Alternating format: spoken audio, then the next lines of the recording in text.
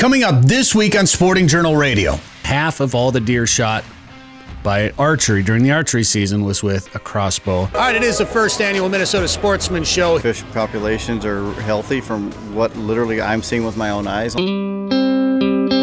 Broadcasting on the Sporting Journal Radio Network, wherever you get your podcasts or watch on YouTube. Fish on right now. Well, we're here at the 2024 Pheasant Fest and Quail Classic, presented by OnX. Know where you stand with OnX. And our guest now is Jeremy Smith. I fish, I hunt, and always will. It's just to look out for your everyday hunter, angler, and trapper that's out there. A Fish Hunt Forever production. This is Sporting Journal Radio. That's right. Welcome to the show. I'm Bret Amundson. That's Dan Amundson. What's up, Dan? Hey. It is winter. Thanks, Dave Dahl. You're welcome. The sports show season is going on. Did I ever tell you about the time I almost got to say that to Dave Dahl? Yeah, tell that story because I think this is hilarious. Because Dan says that to me all the time. He'd be like, "Oh, it's gonna be cold today," and he'd be like, "Thanks, Dave Dahl." Well, you know, if you're gonna tell the weather, you're gonna get a weatherman name. But I think this was around Thanksgiving or something. I went out to eat in the Twin Cities with my family, and we were leaving, and some nice guy opened the door for me. And I was going to let him come in to eat, and he held the door for us all to leave, and I said, thank you. And we get back to the car, and my mom said, you know who that was? I said, nope, I don't. She said, that was Dave Dahl. So I literally had the chance to legitimately say, thanks, Dave Dahl, right to Dave Dahl's face. You blew it. I blew it. And fun fact, he used to go to our church. Now he doesn't. I don't know what church he goes to anymore, but nice dude. Well, maybe if you thanked him, he'd still go there. Well, I think he still goes to church. I mean, it doesn't matter if he goes to our church or not. I know, but he's like, no, I'm not going with those guys. They're not very thankful. I think he hasn't been there for a number of years. It's your fault. But, thanks, Dave Dahl. What if he listens to this show? What if he went to go eat a breakfast and he realized, gosh, I just held the door open for Sporting Journal Radio's Dan Amundson. And I didn't get the chance to say thanks. Didn't say hi. Yeah. And he didn't know who I was. What if we're just both huge fans of each other? Way to go, Dave Dahl. I didn't even watch Channel 5 when I lived in the Twin Cities. You blew it. You know who else went to our church that was on the news? Randy Meyer from Twin Cities News. I used to play. Our I don't church know who that is. I think he's still on Channel 9 maybe, or Fox. I'm not sure what Channel 9 is anymore. Fox maybe? That is what Channel 9 is. This is just what people wanted to listen to when they turned on the hunting and fishing show. Let's get a breakdown of Twin Cities weathermen. I used to play basketball against him. We had an open gym that he used to go to, and I used to play basketball against him, and I'd be like, I want to be on TV someday. And he probably dunked on you and said, okay, sport, whatever floats your boat. He was always pretty nice, but yeah, that's pretty much how it went. So look at him now. Thanks, Randy Meyer. All right, well, I want to thank the Minnesota Sportsman Show for having us out last week, and that was a good time, Dan. Yeah, it was. I only got to be there for a short period of time because I had a couple of puppy dogs that didn't want to sit in the car in frigid temperatures. Appreciate that. Because Dave Dahl said it was going to be cold, and it was cold. That's right. But yeah, it was cool. It was nice place to be. There's just the fact that I got to zip in there and have free parking. And basically from the minute I parked my truck to the minute I was at the Tasman Lake Lodge booth and bought a ticket was probably about 2 minutes. I think it took me a shorter amount of time to drive from Woodbury all the way over to Shakopee and get to the booth than it takes me to get to Minneapolis and the convention center, find a parking spot in one of the ramps, pay the price at the ramp, and then walk into the convention center, wind your way through the convention center and find out where you're going. Way easier at Canterbury. It was nice. It was great. And I'm glad it did really well because I want to see that there and I want to see it succeed for years to come. We will show you what that show looked like coming up later in the show. We did a little bit of a walkthrough. We'll also get an ice fishing report from Lake of the Woods with Joe Henry coming up in just a little bit. And we're going to talk about deer harvest numbers in Minnesota, particularly how they were harvested and what was used to harvest. Follow the science. An increase in deer this year. But first, Dan, who are the sponsors this week on the show? Invergrove Toyota is the official truck sponsor of Fish Hunt Forever. When looking for your new rig, head to Invergrove Toyota. Lake of the Woods Tourism. Lake of the Woods is the walleye capital of the world. Plan a trip for ice fishing at lakeofthewoodsmn.com. OnX Hunt. See private land boundaries, recent imagery, offline maps, and Minnesota-specific hunt layers. Download the OnX Hunt app today. Tasman Lake Lodge. Catch world record lake trout and giant pike this summer at Saskatchewan's Tasman Lake. Learn more at tasmanlake.com. The Red River Valley Boat and Marine Products Show is this weekend at the Fargo Dome. Learn more at fargoboatshow.com. Prairie Sportsman, we're getting real close to the new season kicking off. Get caught up on previous shows, though, anytime at the Prairie Sportsman YouTube channel. Haybale Heights Campground and Resort. Fish out of a snow bear on Devil's Lake this winter. Learn more at haybaleheights.com. And Guardian Eagle Resort. Plan a trip for next summer to the Ontario waters of Guardian Eagle Resort. You can fly directly from the Twin Cities. It's super easy. They're hiring a new guide, actually. Yeah. So if you want a guide, learn more at guardianeagle.com. And check it out on their social media. I shared one, and I said this is probably the easiest walleye guide job in the world. You're constantly busy. You will not sit down. Well, that's true. Constantly take fish off and rebait hooks and have a great time with some people. Yeah, I mean, there's work involved, I should say, but you're not going to be stressing very often about whether or not the fish will bite because there's a pile of walleyes, and when we were there, you caught as many as you wanted. So see that video on the Fish Hunt Forever YouTube channel. More videos being filmed for that or for Prairie Sportsman. I want to thank Darren Troseth for having us out. Dan, I didn't tell you before the show, so I'm putting you on the spot, but if you can pull it up. I took one of my new favorite photos from the ice on the St. Croix River. It's an angle that I'd never seen before, and I'm sure there's some out there. I've just never seen it, and I was really happy with how this came out. And part of the reason I'm bringing it up is because I sat out, froze my fingers off because it was cold, and it's a view of the St. Croix Crossing Bridge looking south across the bridge to the coal power plant that's on the other side of the river at Bayport there. Yep, that's the one. Right? That's the one right there. If you haven't been there in a while, that's what it looks like. that is Regina, Saskatchewan. Also a good time, but and a fun time, I've heard. But it's like the potato chips. The St. Croix River shot was pretty neat. It's my cover photo on my Facebook page now. Anyway. This one? Yep, that's the one right there. Also Regina. This is what you get for putting me on the spot. Yeah, well, whatever. You can see it on our Facebook page. It was cool, and we filmed that, and there it is. I spent so much time out there trying to get that photo that was the only time we caught a sturgeon was while I was out there. So I had to go running back in. The camera got all fogged up, and you're really good. Got a little bit of footage of Barry Prawl landing that sturgeon. So thank you, Darren. We had Trevor Montgomery and Barry Prawl from Tasman Lake College out there. It was a lot of fun. If you want to go ice fishing for sturgeon or open water fishing for flathead cats, sturgeon, or channel cats, get a hold of Darren Troseth from Three Rivers Fishing Adventures. And Dan, you're just finishing up a Prairie Sportsman segment with Darren. Yeah. Channel catfishing. Is it? Okay, here's an issue I've had with dealing with catfish and fishing. Catfish fishing? Is it catfish fishing or is it catfishing? It's a great question. I've tried Googling it, and if you try to Google, is it catfish fishing or is it catfishing, you just get a bunch of catfishing stuff like Manti Teo catfishing stuff. So I really don't know. I don't know which it is. That's a great question. Well, comment below. Yeah. Let us know how you say it. If you go catfishing or if you go catfish fishing. Darren, we need help. Or if you fish for cats. Oh, that'd be just weird. Mm-hmm. No, well, fishing for catfish. Oh, I thought you meant like meow meow cats. Yeah, no, that's who fishes for those. They don't swim. Hey, we should do some headlines right here. It's brought to you by Guardian Eagle Resort. Do we have the headlines? Well, I was gonna wait for you to stop talking. Send it. Okay. Headlines. Brought to you by Guardian Eagle Resort. Fish the waters of Guardian Eagle and fly direct from Minneapolis, St. Paul. Well, actually from Blaine. The Anoka County Airport at Blaine. You got it right this week. Right. Thank you very much. I've been practicing. They got a runway right at the lodge. It's unreal fishing in Ontario for walleyes and pike. Learn more at guardianeagle.com. So the deer harvest numbers came out from Minnesota, and a couple interesting things in there, Dan. Yeah. The numbers were up statewide 7% from the 23 season. If you remember, 23 was a pretty tough year hunting overall. The statewide harvest is still 3% lower than the 5-year average. The biggest area that it was up was in the Northeast, where harvest was up 9% compared to 2023. Of course, we had a much easier winter last year for the deer. It couldn't really go down anymore. Exactly. But the number that surprised me the most was archery harvest, and I shouldn't say I'm surprised the most, but this is the one that stood out the most expectedly. Archery harvest was up 16%.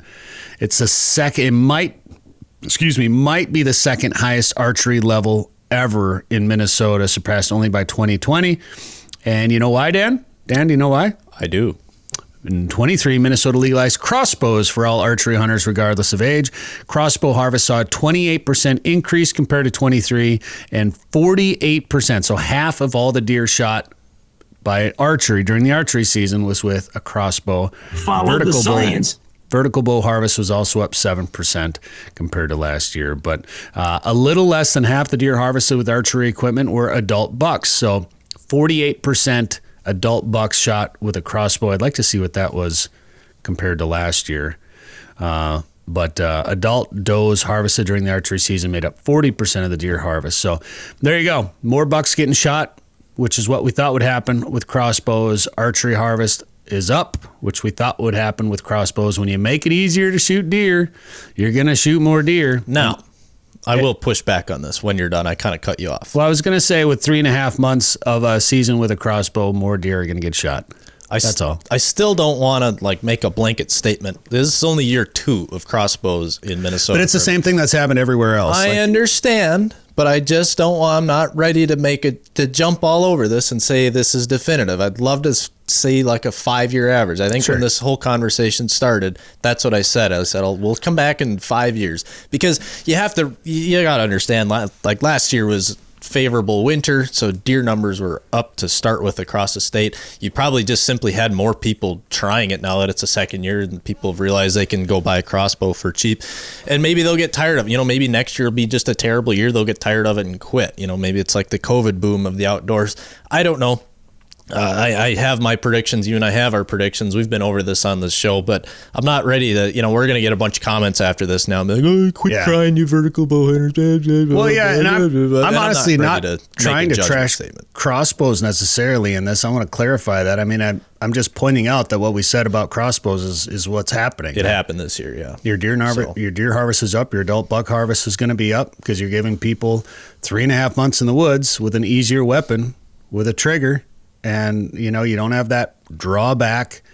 You don't have that movement. See, that's what people don't realize with vertical bows. And people can say, well, you should be out there with a longbow or a recurve or something like that. Well, either way, with that or a compound, that movement of drawing back, that's what busts you. I got busted by a doe, trying to shoot a doe. I got busted by drawing back.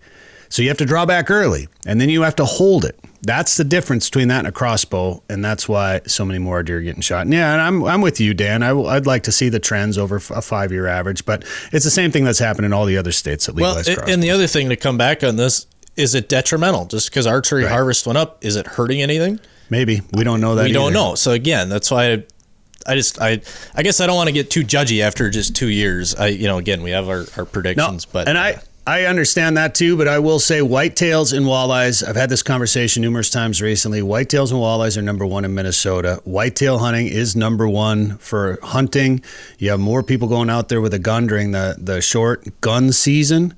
Now you're giving those people the opportunity to be out there when it's warm, or to be out there at the end of the season with something that shoots like a gun and that has much longer range and is easier to use than a vertical bow. So you're just going to increase hunters throughout the season, and maybe we need more hunter participation. Maybe this will be good for it overall. Time will tell. So, all right. We got to show you the walkthrough at the Minnesota Sportsman Show. Plus, Joe Henry's got a Lake of the Woods report coming up later. Don't forget, you can get dealer discounts and customer cash deals on Tundras at Inver Grove Toyota. They have more discounts as well, too. We can save you some money with a Fish Hunt Forever deal. Get $250 off the lowest advertised price. An additional $500 for your trade-in. Go get more details. We'll have the link probably in comments below if you're watching this on YouTube to save money at Inver Grove Toyota. Sick of eating tag soup? It's time to own your odds this fall with OnX Hunt, the GPS hunting app trusted by millions of hunters. Now you'll have access to nationwide public and private land ownership information, waypoints, optimal win for each stand, tracks, and much more. All at your fingertips. Go to onxmaps.com/hunt and use code SJR20 at checkout to receive 20% off your membership. That's code SJR20. All All right, we're back on Sporting Journal Radio. Thanks for tuning in on the network by demand, sportingjournalradio.com, or by watching this on YouTube. And if you are watching it, we've got a walkthrough from the Minnesota Sportsmen show that took place last weekend at Canterbury Park in Shakopee. We were there with Tasman Lake Lodge, where you can get trophy lake trout and northern pike in northwest Saskatchewan. Find out more at tasmanlake.com. They had a booth there, and we were able to talk to a whole bunch of people about it. And if you want to see what the rest of the show looked like walking around, here you go.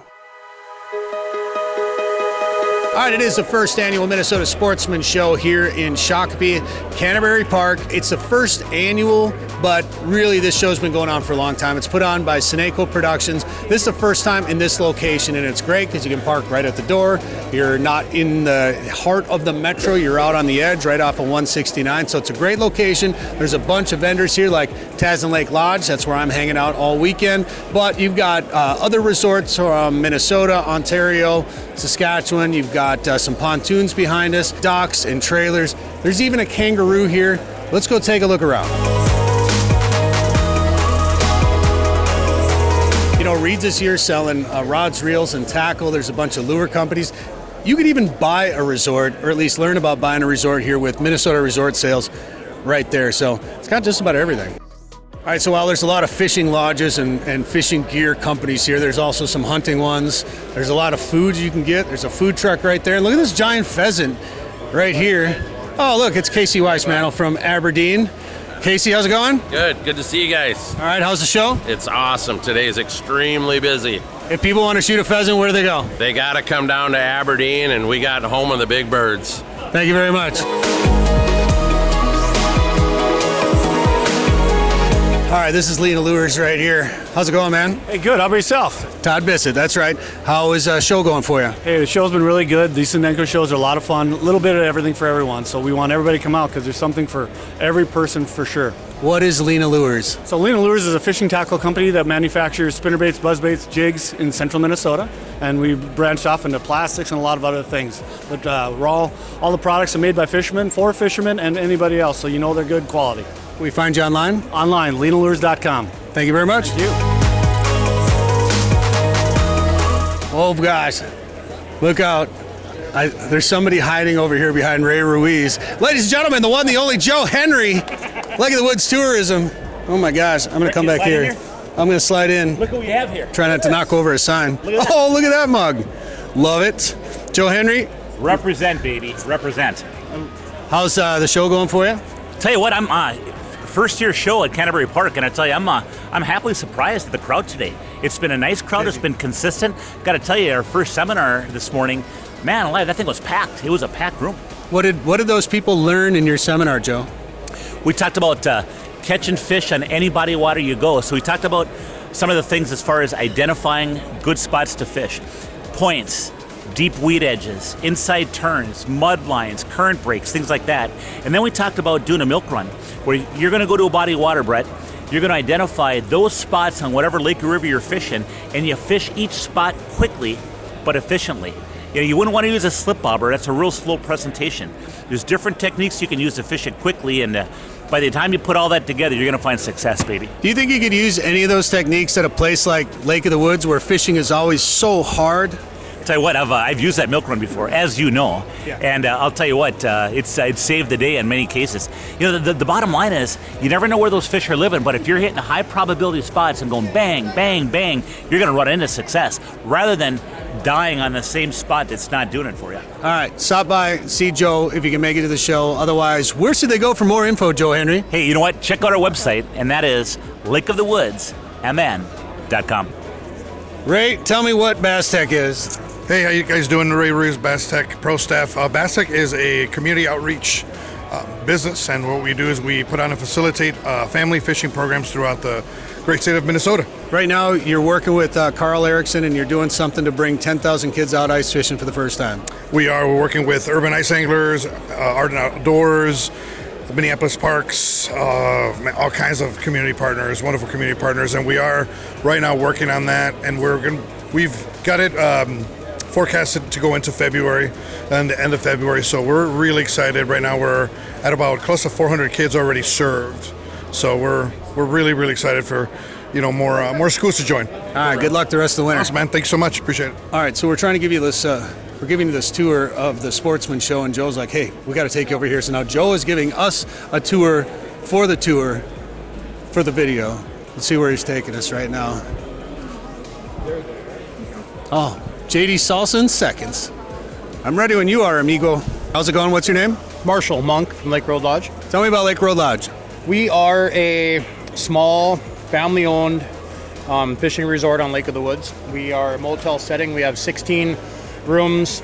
We do guided summer fishing on both the U.S. and the Canadian side of the lake, along with ice fishing. We run 24 day houses and 12 sleepers. All right, where are you guys located? We are 12 miles north of Bret, Minnesota, up on Wheeler's Point. Oh, okay, nice. There's a few fish around there. Just a few. Big fish. Yeah, but Marshall, you don't fish yourself, do you? I try to as much as I can, but I like putting people on fish more than me on fish. That's awesome. Where do we find you online?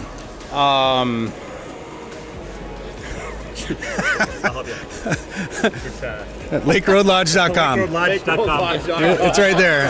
I got you. I got you taken care of. How's the show been going? Great. Awesome show. Like it. Nice venue. Nice parking. Talk to a lot of people. Awesome. Good luck the rest of the weekend. Yep. Thank you. All right. That sounds good. Tell us about the salsa. Tell me about the salsa. Oh, it's the best salsa in the world. All right. We took everything in salsa and dehydrated it, so it's an all-natural seasoning. Just add it to your tomatoes. Okay. So it's like a salsa mix, basically. Yeah. Yep. All right. And it's ready in seconds, I see. Yes. Amazing. How do you load these things up? Also, and the dip is everyone's favorite. Same seasoning, but with sour cream and mayonnaise. But Now, that doesn't look like salsa. All right, I'll try. You don't have to feed it to me, Joe. Things are getting weird. All right.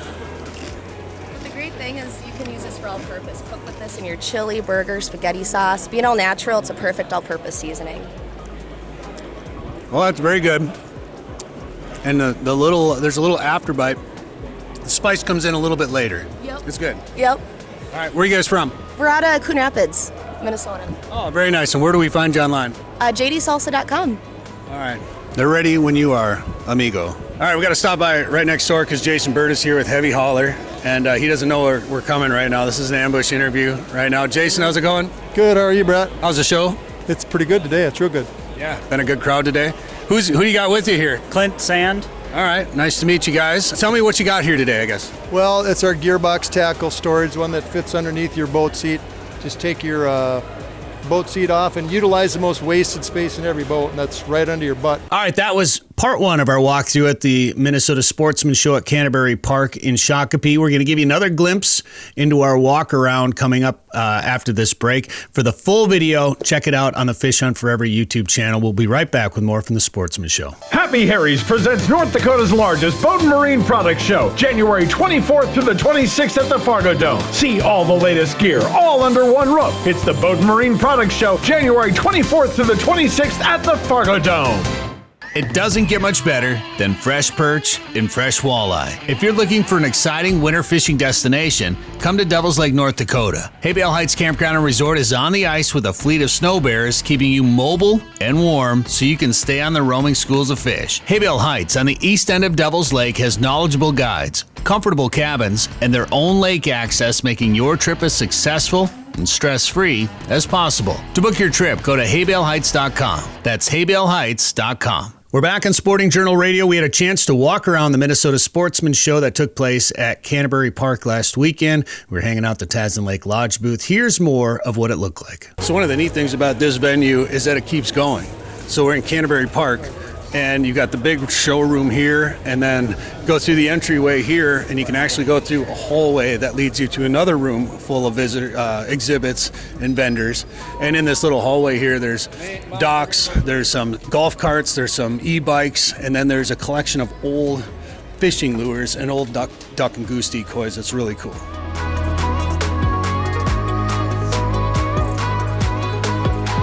So here's the giant collection of fishing lures, and this is just a small portion of this guy's collection. But Dale Eggert is here, and he's going to tell us a little bit more about what we got going on here. Dale, how's it going? Good. All right. Brad. Throwing you on camera right away. What are we looking at here? This is Steve O'Hearn's antique fishing lure collection. There's about 100 feet of table space of fishing lures, all from Minnesota and upper Midwest. And it's everything from commercially made to one-of-a-kind, custom-made plugs. It's pretty neat. And there's even some decoys here, too, it looks like. There are some duck decoys and some shell boxes because those are neat collectibles in the outdoor world here that those of us that hunt and fish like to see that kind of thing. So, you also put on a decoy show where people can see some of this stuff, right? I put on a show, the Minnesota Sporting Collectibles show on the first Sunday of April every year at the Medina Ballroom, and there's about 200 tables of stuff that you can buy and sell. People there rent tables from me. The other show coming up is the Minnesota Decoy Collectors Show, which is 2 weeks from today on the 1st of February over at the Doubletree in Bloomington, and that's all decoy, duck decoys mainly, some fish decoys. So that's awesome. This is quite the display. Dale, thank you very much. Thanks, Brent. All right, so this is your collection here. Yes, 48 years I've been collecting lures and fish decoys and duck decoys. How many lures do you think you got here today? Well over 1,000. Wow. And I have more at home and more in the museum in Alexandria. We were talking to you yesterday about the oldest lure you have. It's not here today, but the oldest lure you have is? It's 1852, and it's J.T. Buell. And he actually dropped a spoon in the water, and a fish attacked it, and he decided, I'm going to make something with hooks on it. So he did, and that was the first patented U.S. lure. That's amazing. All right, where else can we see your stuff? You can see my stuff on Facebook group, which is Made in Minnesota, Lures and Decoys, Antique and Vintage. And that's a Facebook group in Minnesota. And people enjoy this stuff. Absolutely, I love it. And I was able to buy a beautiful tackle box full of tackle today. Oh. The guy who owns the donut stand out here, the mini donut stand, brought it to me. Did you say mini donuts? Yes, we they're over there. We got to go. I'm buying. All right, so Tom Huynh is walking right by us, and we're going to ambush him right now and ask him a couple of questions. He doesn't know it yet, but all right, he's in the middle of a conversation, so we're going to interrupt it here. But Tom, how you doing? Good. How are you? Not too Just bad. got done with the Livescope seminar. Yeah. Nice. All right, and you're doing another one tonight. So you're doing 2 a day, it sounds like? Yeah, 2 a day. I got one tonight at 6:30 and 2 more tomorrow. Not sure the times, but we can look them up. Yeah, they're on the website and whatever. Most people that are going to see this, it's after the show anyway, so not a big deal. But how's everything been going? Really good. Great turnout for the show, for the seminars. Showing people a lot of live, high definition screen recordings from the university. And literally my seminar got done over an hour ago.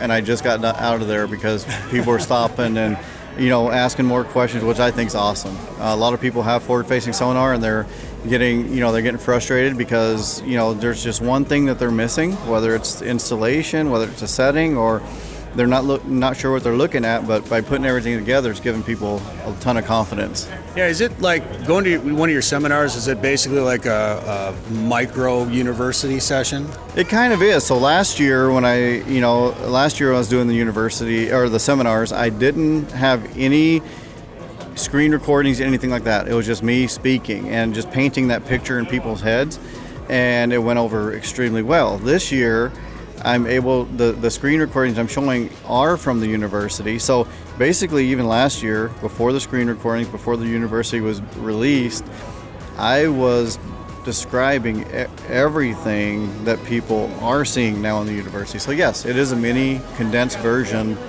of that. All right. And for people, most people watching this probably are aware of the university, but if anybody doesn't know about it, explain what that is. Yeah, so it's Tom Huynh University. I had the idea for this 2 years ago, and it's took me a couple years to put it together, but basically with my quick rise in the tournament circuit world and having all these great finishes, which I'm super thankful for, I was getting asked all the time, hey Tom, I want to jump in the boat with you. I'll pay $1,000 a day or $1,500 a day. I'm like, wow, But then no time with the businesses at home, with tournaments in the summer. I didn't have time to do any of that. So I'm like, how can I teach people even more effectively than that? Because if you jump in my boat and I show you something for a day, there's so many little nuances that you're going to go home and be like, try to use it yourself. You're going to pick up some, but then you're going to be calling me like, what was that again? What was that again? So then I developed Tom Huynh University. It's on fishthu.com, and it's actually curriculum-based, really easy to navigate.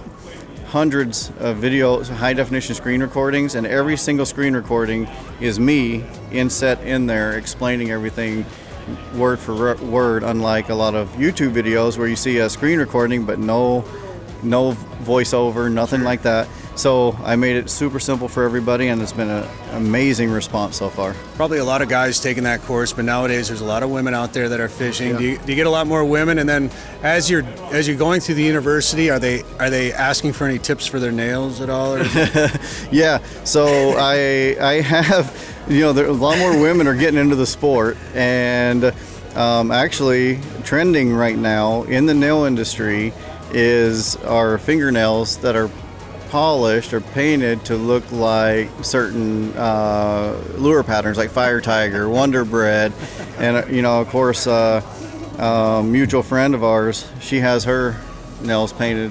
Marlis has her nails painted. Yeah, okay. Has her nails painted. I've been doing her nails for years, and but more and more women are getting into the fishing now, especially with the electronics. Kids, yeah, bunch of more kids. It went for a while there, years where it was falling out of favor of kids, but now they're able to see it and have fun outside. So I got to ask you this question: with everybody out there talking about the effects of Livescope or any potential bans, and I want to state for the record, the DNR is not trying to ban Livescopes in Minnesota, despite some of the headlines you're seeing from news organizations out there. That's not happening. What do you think the future of Livescope is in forward-facing sonar? I think, if anything, we still have a lot to learn with it. I still think the fish populations are healthy from what literally I'm seeing with my own eyes on a lot of these lakes. And so, ironically, back in the summer, I got a call from the Minnesota DNR. And when I picked up the phone and I saw it was a local number, I picked it up and they introduced themselves from the Minnesota DNR. And I was like, "Hey, Nate Wolski, hide your fish," But no, I'm like, what's going on? And so they explained to me that they have a biannual, is that what it's called? So every 2 years, they have a DNR meeting with all their DNR officials, 250 to 300 people to this meeting out in Little Falls, Minnesota. And they asked me to be their keynote speaker. Now, I do these speaking things, I do the seminars, no big deal. But when I was asked by them, I'm thinking like, to what you said earlier about the media spreading the ban stuff, I'm thinking, okay, they just invited their nemesis to speak to them. Right. You know what I mean? But it's like a computer company hiring hackers to build their firewalls. Exactly. So then whenever I got into it, started talking with them, it's awesome because they're wanting to potentially utilize what I'm doing with forward-facing sonar actually to help keep their systems healthy, to use it to benefit them and our fisheries. And if it goes to the from a 6-fish Minnesota limit to a 4-fish, I mean, whatever. It is what it is. If we're catching more fish, we're keeping enough for a fish fry, and it's not the electronics anyway that's gonna wreck it. It's us. All right, there's a look into the walk around at the Minnesota Sportsman Show at Canterbury Park last week. For the full video, check out Fish Hunt Forever's YouTube channel, Fish Hunt Forever, or go to fishhuntforever.com. We'll come back with Joe Henry with the Lake of the Woods Fishing Report right after this. Lake of the Woods, the walleye capital of the world, is calling out to you. From the northwest angle to the South Shore and Rainy River, this is the Midwest's #1 ice fishing destination. Walleyes, sauger, perch, northern pike, and eelpout. The fishing on Lake of the Woods is like a world of its own. Experience the most amazing fishing through one of the many full-service resorts featuring heated fish houses, ice transportation, meal plans, and sleeper fish house options. For more information, go to lakeofthewoodsmn.com. All right, time to check in with Joe Henry from Lake of the Woods Tourism. Joe, it looks like you're on the road. I am on the road, Bret. And you know what? It was nice to see you down at Canterbury Downs, too, by the way. Yeah, that was a great time at the Minnesota Sportsman Show, and of course you did a bunch of seminars there, and you had a booth there. I manned your booth for a little while, booked you a whole bunch of trips up to Lake of the Woods at different resorts, so you're welcome. I'll send you a bill for that. But well, you'd be a good one to you'd be a great ambassador for Lake of the Woods because you've been up there plenty of times, and you actually know. I mean, you know the different areas, you know different seasons, and you'd be good. But actually heading to Schaumburg, Illinois for the Chicagoland fishing expo, and Lake of the Woods Tourism will have a booth there as well as they'll be giving some seminars again, just like in Shakopee. All right, now for people that saw you in Shakopee, should we drive down and see you in Schaumburg then? Are we going to learn something new down there? I'll tell you, it's a neat area, and you can bet that when I'm down there, I'm going to try some of that famous Chicago-style deep dish pizza as a reward for my hard day's work, and but a lot of really good people. It's a northwest suburb of Chicago, so I don't have to drive through the city, which makes it kind of nice, and just a lot of really nice people. A lot of people that come to Lake of the Woods, believe it or not, and it's a little bit further away, but when they come to Lake of the Woods, because it is a further distance, they normally stay a little bit longer. So it's good. And of course, one of the things about going to a show is you see old customers, you see other vendors that you don't see very often, and it's long days, hard days, but you make the best of it, and that's what we're going to do. We're going to have a good week. I do a show down there too. In fact, I'll be there the week after you're there in St. Charles at the All Canada show. So I've spent a lot of time talking to anglers down around the Chicago area. And when you think of fishing, I mean, unless you're thinking of the Linders, I don't really think of Illinois or Chicago as, this hotbed of the fishing industry or full of anglers or something like that. But there's a lot of people there that like to fish. Oh, there are a ton of people that love to fish. And, the other thing, too, is it's interesting when it comes to Lake of the Woods. I mean, a lot of people love their walleyes and stuff, but, man, there's a lot of muskie anglers in that Chicagoland fishing show. I mean, there are a lot of people that love going up to the angle and whacking muskies. But, of course, we get a little bit of everything. And, a lot of people don't know about Lake of the Woods. Lake of the Woods, is that by Duluth? Is that by the Boundary Waters? And, it's a lot of education as well. So, very nice crowd, very, very nice venue as well. Do Lake of the Woods resorts now accept Petro points on purchases?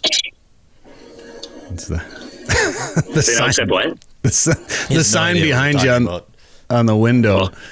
You got some fishing lures and Petro points are now accepted on purchases. So, well, I pulled off on the to be off the road when I wanted to talk to you guys. So I'm in a little restaurant right now, just trying to be safe.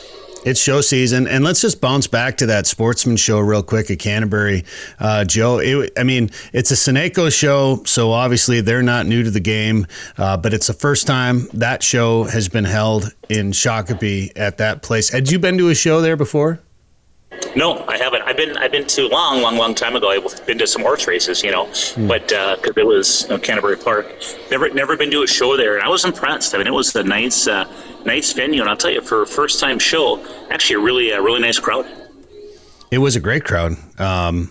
We really enjoyed it. And before you came on, we did a little walkthrough for anybody that missed it. If you are just tuning in now, you can go to our YouTube channel and check out our video of this show, and you'll be able to see some of the walkthrough of the first annual Minnesota Sportsman Show.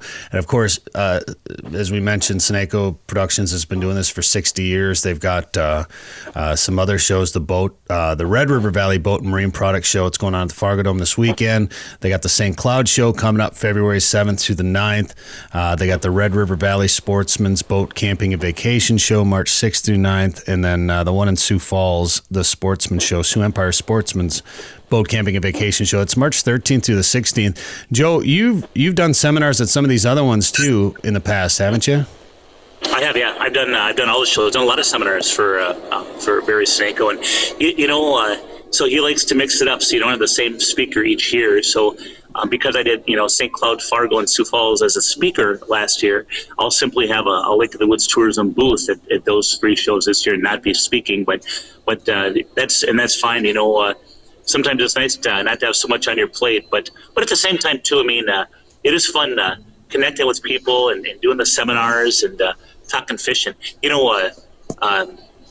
At Canterbury, we talked about multi-species fishing success on any body of water, and then we also spoke about pulling spinners, insights on spinners for walleye success, and that was all about pulling crawler harnesses basically, and kind of went in depth on it. And had some very, very nice comments. In fact, some people reached out after the show and said they really enjoyed the seminars. So, that always feels good, and it makes all the effort worthwhile.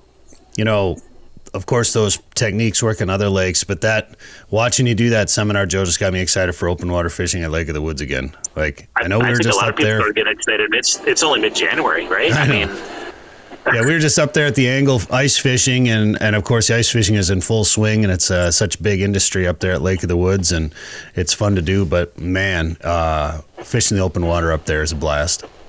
Oh well, and you know what? You think about it, we're going to be fishing open water for the SJR 500 in April, right?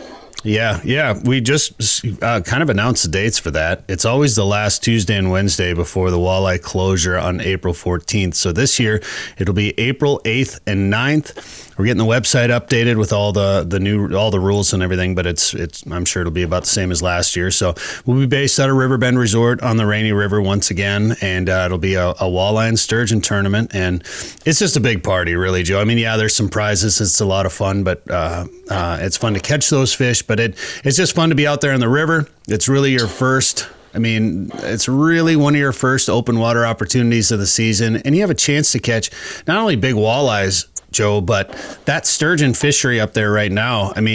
Every year I think it's as good as it's going to get, and every year it seems to be getting better and better. It's amazing. the number of fish that were caught last year. The other thing that was amazing last year is for those anglers that were fishing sturgeon primarily in 4 Mile Bay, it was unbelievable how many sturgeon at a time some of those guys would have on their graph or their a down scan on their forward-facing sonar. It was at times they had 6 to 10 sturgeon on their screen at a time. It was unbelievable.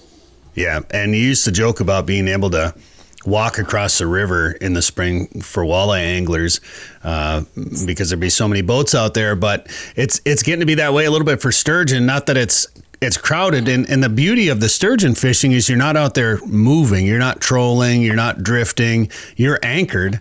And somebody's got a little bit of music playing probably. Our buddy had a Blackstone in the front of the boat making burgers for us and delivering food all around. It's not even fair. That's not even fair. It's such a social event, and everybody was catching fish. So it's not like you're cutting somebody off. It's not like you're stealing someone's fish. The fish are just roaming around, and sturgeon are, we joked, we fished with Darren Troset the other night, and we joked about it being kind of the lazy man's fish because they're pretty easy to fish for. Yeah, it's actually enjoyable. It's relaxing because, when I'm walleye fishing, we're always on the go, boom, boom, boom, boom, boom, and it's a little bit more hectic, which I like. But when you sturgeon fish, you're going to anchor up, you're going to soak a sturgeon rig, which normally is a no-roll sinker with an 18-inch bleed of 60-pound leader material with a 3 or 4 odd circle, but loaded with worms and or frozen emerald shiners. And you soak that, and you soak it on a flat, you soak it in a hole, and you're just hanging out and waiting for that little tap, tap, tap. And it's enjoyable. It's relaxing. Sometimes if you have other boats around you, you're chit-chatting with them. Certainly there's the migration that's starting coming back. There's a lot of stuff going on. It'd be fun to get up there and ice fish for them. I've ice fished for sturgeon a handful of times. Have yet to actually land one. I fought one a couple of times now and lost one. And obviously I've caught a bunch in the spring and in the summer up at Lake of the Woods. But it'd be fun to go up there and ice fish them. And the ice fishing opportunity up there is becoming more popular as well, isn't it? Oh, man, yeah. People do target them for ice fishing now. In fact, we have some guides that'll take you out on the Rainy River and set you up with all the right equipment and all that good stuff. And, in addition to that, we have a lot of people catch them accidentally when they're fishing walleyes on the lake or on the river. And then, I remember last year, I know a good friend of mine was doing some pike spearing over kind of by Arneson's Rocky Point, kind of in that area. And, he was pike spearing, and they kept having sturgeon come through, like on a regular basis. And he was just in awe how big those sturgeon really are when you see them through a spear hole. Just some monsters. That would be fun to see. We see them on the Livescope all the time, and we're always counting squares. Like, how big is that? 60? Oh my gosh! Like, always trying to figure out how big they are, and you can make out the shape on them. And what was that, Dan? One year we had them on. Was it the side scan? We could see. It's pretty common to see them on side scan, and then your down your down scan, your 2D down scan, not 2D, but it's funny we call it down scan. I just wrote an article, and really down scan is specific to Lowrance, isn't it? It's actually down view, isn't it? Well, if you're talking, well, I think that's when you're talking about forward-facing sonar, but I'm talking about just your regular sonar. So you got, your 2D, and then your down, and then your side scan, and then in your forward-facing sonar, you've got, your forward view, and then your down view or scan or however you want to call it. I think we usually just say forward or down, but it gets a little confusing now that we've got so many transducers and modes. I know I can't keep. Well, and the other thing too is different brands call it different things. Right, I think we all know what we're talking about. But the one thing I'll say is, boy, those sturgeon, they stick out like a sore thumb. I had a chance to attend just a little bit of Tom Huynh's seminar in Shakopee about forward-facing sonar. Of course, Tom Huynh being the 2024 NWT National Walleye Tour champion, and he actually teaches people to take a look at a fish on forward-facing sonar and identify what kind of fish it is based on how it swims, its head, how his body shows up, the tail. I mean, it's just amazing. And I'm not there yet, but boy, you can see how he's so dialed in. Well, the more you stare at them, the more you're able to pick out fish. It helps when you catch the fish too, and then obviously you're like, oh yeah, okay. And pike and sturgeon, you can start to see the body shape on them. But what I thought was interesting about Tom during that seminar was he mentioned about northern pike, and when they're swimming, the middle part of their body will disappear a lot of times on Livescope, which I hadn't seen before. So. That was interesting. And Joe, before we let you get back on the road, we should probably get a report from Lake of the Woods. How are things going up there? Ice fishing's going great. I mean, I just talked to a Marshall Monk this morning on Lake Road. They plowed the road another mile out. They said they can't even see any of the fish houses right now, but they're doing really good fishing. The resorts are out there. I mean, I know the majority of the resorts, it's over a 1 ton limit on the ice roads. Of course, you always got to check with each individual road, but the ice has gotten so thick with this cold weather we've had that the roads are in good shape. The igloo bar is out, the angry walleye bar is out. Fishing's been very, very good, very consistent. Some days, I just talked to a buddy of mine and went up to Cyrus Resort in the South End, and I think they had a group of 8, and I think they had like 130 fish over 2 days. I mean, you don't always do that well, but the point of it is that you're always going to get some fish on Lake of the Woods. It's just a matter of how many and how big, and you got to fish for them though. You got to. It helps to have electronics. It helps to fish all day long because you never know when those spurts or those small schools are going to come through. And but overall, people are catching fish. They're having fish fries, and it's just a matter of how many and how big. But Lake of the Woods is shining this winter, and it's still good fishing, even with the cold weather, even with the real windy conditions we had this week. People are still catching nice fish. Well, it was real cold when we were up at the Northwest Angle, and we caught quite a few fish, including those big perch, and we've got a new video. Might be on the channel, might be on the Fish Hunt Forever YouTube channel. If it's not there, it will be soon from our time up at the Northwest Angle, and people can learn about some of the lures we use, some of the tactics. You broke down some of the ways that you like to fish for them up there, Joe, so people should watch for that video. And if they want to plan a trip to Lake of the Woods, what should they do? Yeah, remember, our ice fishing goes through March 31st, and you can find more at our website. That's lakeofthewoodsmn.com. All right, safe travels. Good luck in Chicago. Thanks, you guys. Much appreciated. Sporting Journal Radio is a division of Macaba LLC. If you've got a question, comment, or story idea for us, send us an email. Go to sportingjournalradio.com. While you're there, you can learn how to advertise on the show and visit our store for hats, hoodies, coffee mugs, and more. Go to sportingjournalradio.com.